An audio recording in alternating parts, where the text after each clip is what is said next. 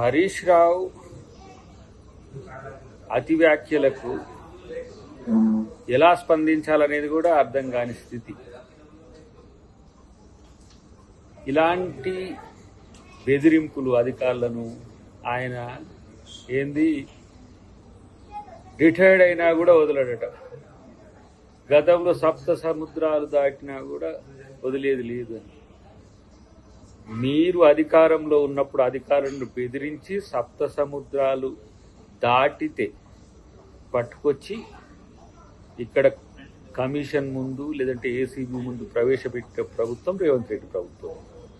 నిఘా పెడుతున్నారు, CC camera మీద నిఘా పెడుతున్నారు. మరి దొంగతనాలు ఎందుకు చేస్తున్నారు? దొంగతనం చేస్తే కూడా నిన్ను, మీ మామను, మీ బామ్మారిని వదిలేయాలన్నా? ఇట్లా వదిలేసినందుకే కదా తెలంగాణ తెగదోచుకున్నది. ఇంకా పొడింగి మాటలన్నీ మాట్లాడుతూ ఉంటారు.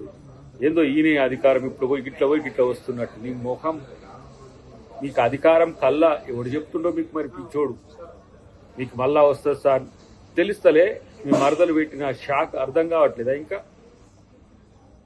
ఇలా అధికారం వస్తుందని మిషతోని అధికారులను బెదిరించే ప్రయత్నం చేస్తే ఏంటి నువ్వు చేసేది? ఏంటి? ఇంకా అధికారం పోయినాక కూడా ఎన్ని తిట్టినా సిగ్గులేదా, లజ్జలేదా? ప్రతిసారి రేవంత్ రెడ్డి గారి ప్రభుత్వం మీద, లేదంటే రేవంత్ రెడ్డి గారి మీద, లేదంటే పథకాల మీద అబద్ధాలతో కూడిన స్టేట్మెంట్స్ ఇవ్వడం అనేది మీకు మాత్రమే చెల్లుబాటు అవుతున్నాడు. ఆయన నాకు అర్థం కావట్లేదు. ఏడాదికి ఒకసారి ఆయన గూట్లకెళ్ళి బయటికి పలుకడో మీరే పలికి చిలక పలుకులు పలికిచ్చి ఇలా మీ పార్టీ, మీకు నాయకుడు లేని పార్టీ, నాయకుడు లేకున్నా కూడా అధికారంలోకి వస్తుందంటే తెలంగాణ ప్రజలు అంత పిచ్చి భ్రమల్లో ఉన్నారా? ఇంకా దోచుకున్నది చాలదా? ఇంకా తెలంగాణను తెగదోచుకోవడానికి మీరు ప్రయత్నాలు చేస్తున్నారా? తెలుస్తూనే ఉంది కదా బీజేపీతోని పొత్తు కోసం ఆరాటం, వెంపర్లాట అంతా కూడా కనబడుతూనే ఉన్నది కదా. కాబట్టి నిఘా విషయంలో ప్రభుత్వం చట్టబద్ధమైన నిఘా ఉంటుంది. మీరు తప్పులు చేస్తే కూడా వదిలేయాలనే ఆలోచన ఉండదు. కాబట్టి మమ్మల్ని సీసీ కెమెరాలు చూస్తున్నారు, ఫోన్లు హ్యాక్ చేస్తున్నారు, ఇది చేస్తున్నారు అని చెప్పి ఊకనే సెంటిమెంట్ రగిలించడానికి చేయకు. నువ్వు ఏ దొంగతనం చేయకపోతే నేను ఎవరేమీ అనరు.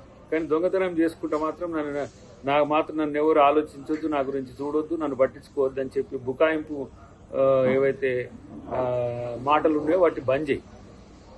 కాబట్టి ప్రతిసారి ప్రభుత్వం మీద, ముఖ్యంగా కాంగ్రెస్ ప్రభుత్వం రావడం అనేది ఇష్టం లేని మీకు ఇంకెంతకాలం ఈ అక్కస్తో ఇట్లాంటి స్టేట్మెంట్స్ ఇస్తారో, మీరు ఇచ్చినంత కాలం, మీరు ఎంత ఇస్తే కాంగ్రెస్ పార్టీ ఇంకంత బలంగా ఉన్నట్టు, అంత నమ్మకంగా ఉన్నట్టు. ఎందుకంటే దొంగల మాట జనం వినరు. ఆ విషయం గుర్తుపెట్టుకుంటే మంచిది. కాబట్టి మిమ్మల్ని ఈ ప్రభుత్వం వదులుతుందని కూడా మీరేమీ అనుకోకండి. ఏదో ఆ కమిషన్ వేస్తే అట్లయింది, ఈ కమిషన్ వేస్తే ఇట్లయింది, కాళేశ్వరం పోతే అట్లయింది, కాబట్టి మమ్మల్ని ఎవరేం చేయలేరు అనేది కాదు. మిమ్మల్ని ఈ ప్రభుత్వంనే ఎవరు వదిలిపెట్టరనే విషయం గుర్తుపెట్టుకోండి. కాబట్టి అధికారులను బెదిరించి పిచ్చి శకలు మానుకో హరీష్. ఇది పద్ధతిగా ఉండదు. అసలు ఫస్ట్ మామూలుగానైతే ఈ స్టేట్మెంట్ ఇచ్చుడు కాదు. అధికారులను బెదిరిస్తే చట్టపరమైన చర్యలు నీ మీద తీసుకోవాల్సి వస్తుంది. కానీ నిన్ను ఎవడు పెద్దగా సీరియస్గా తీసుకుంటాడు? ఏముంటుంది నీ ఇది సీరియస్ లాంటి జోక్ ఇది. కాబట్టి పిచ్చి ప్రగల్భాలు మాని కామ్గా మీ పని మీరు చేసుకోండి, ప్రజల కొరకు ప్రయత్నం చేయండి. అంతే తప్పితే ఇలాంటి ఏమంటాము హెచ్చరికలు లాంటివో లేకపోతే ఇష్టం వచ్చినట్టు మాట్లాడేది బంద్ చేస్తే మంచిది.